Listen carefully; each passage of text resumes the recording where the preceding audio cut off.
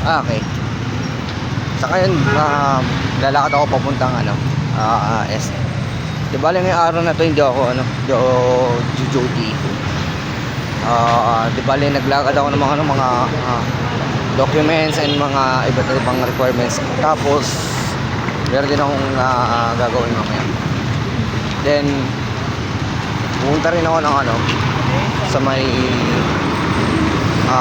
Bantayan Bookshop para bumili ng mga gagamitin ng mga pamangkin ko para sa sa pag-aaral nila, mga school supplies.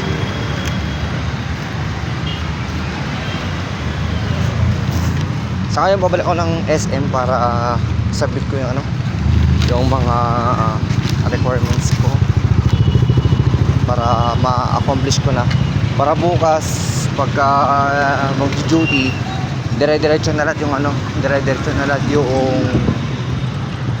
dire-diretso lang sa trabaho. Wala nang magiging abala.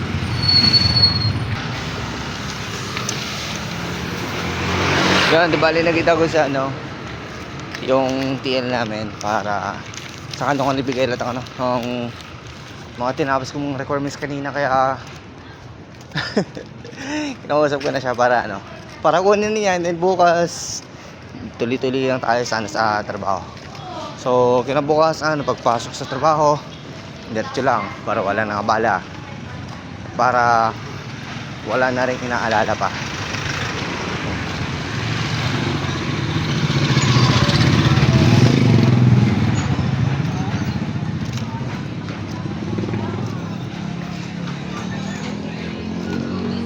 Tara.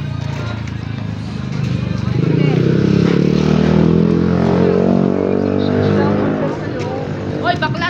Oras na ba? Eh pre, naka 1.5 daw pare. Naka 1.5 na kon.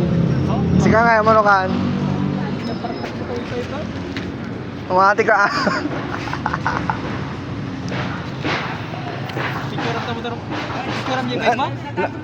Kuha, katangin na di bike ko, kuha ka 30,000. Na price bidding dan eh. Ha? Apa gusto na? Kut, dadan natin mo din samsudi mo na.